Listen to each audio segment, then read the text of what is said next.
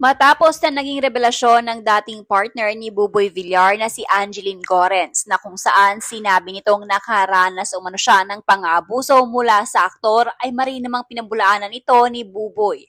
Sa interview ni Buboy Villar, sinabi nitong hindi niya ito magagawa kay Angeline dahil alam umano niya kung gaano ito kasakit para sa isang babae.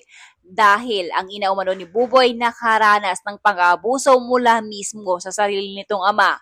Kaya naman, ayon kay Buboy, wala umanong katotohanan ang naging revelasyon ni Angeline sa kanya. Sinagot din ni Buboy ang aligasyon sa umano'y hindi pagbibigay niya ng sustento sa kanyang mga anak. Ayon dito ay may kasunduan na umano sila ni Angeline sa vowsy noon pa man. Tinaan na umano nila ito sa legal na paraan ang pag-uusap tungkol sa sustento.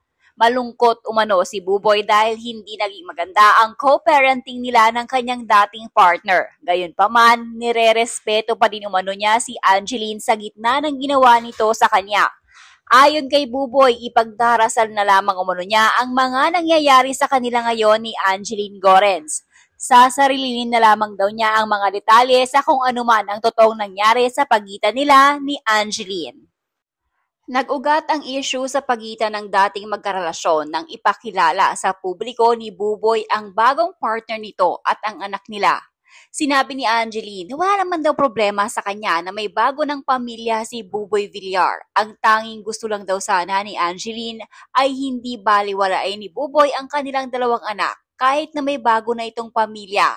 Dahil anya, tanging si Buboy lamang umano ang nandito sa Pilipinas para maparamdam sa kanilang mga anak na hindi sila pinabayaan ng kanilang mga magulang. Ngunit magmula nang magkaroon umano ng anak si Buboy at Isay ay hindi na naalala ni Buboy bisitahin ang mga bata.